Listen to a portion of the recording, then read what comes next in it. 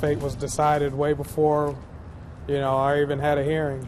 More concerns tonight about how officers are disciplined in the Metro Police Department. This comes 11 days into our exclusive Green Mile investigation.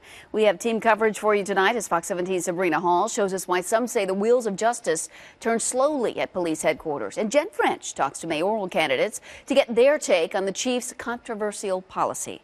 Tonight, we now know Metro Police brass took guns and badges from at least 115 police officers in just the last 3 years. Now, more than 40% of those cops spent time on the Green Mile downtown. It's what police officers call being ordered to sit in the lobby at police headquarters. No gun, no badge, doing nothing for 40 hours a week. But as Fox 17's Sabrina Hall found out, even the officers who get off the Green Mile doing very little work, often for months at a time, on your dime, aren't much better off. Yeah, the chief has since moved those officers on his lobby assignment behind closed doors since Fox 17 started this investigation. But they're still doing nothing. And officers tell me that other decommissioned officers accused of wrongdoing don't have it much better.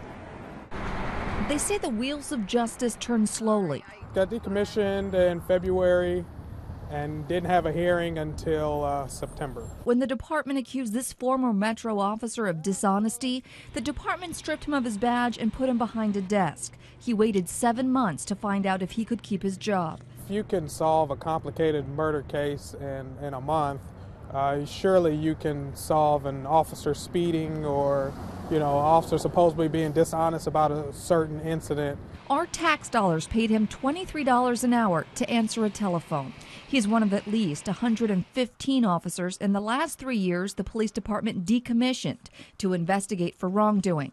The Office of Professional Accountability, the police department's internal investigation division, says it solves cases in 45 days or less. Yet according to records, dozens of officers have waited for answers for months. It's obvious that this is a tactic that, we, for whatever reason, we're better off dragging this out until this officer quits. And then there's the Green Mile. What do you think about the fact they moved it behind closed doors? Oh, it's just window dressing.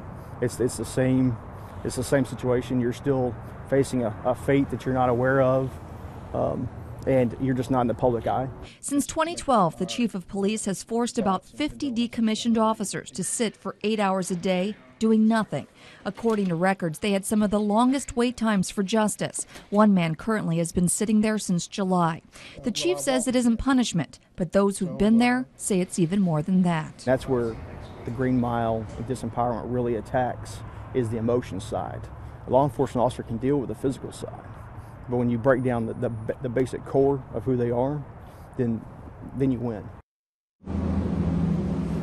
Now, we've also learned about terminated officers who won their jobs back through the Civil Service Commission only to have the chief tell them that they're going to remain decommissioned. Then it means that our tax dollars are paying them not for actual police work, but so they can continue to shuffle papers.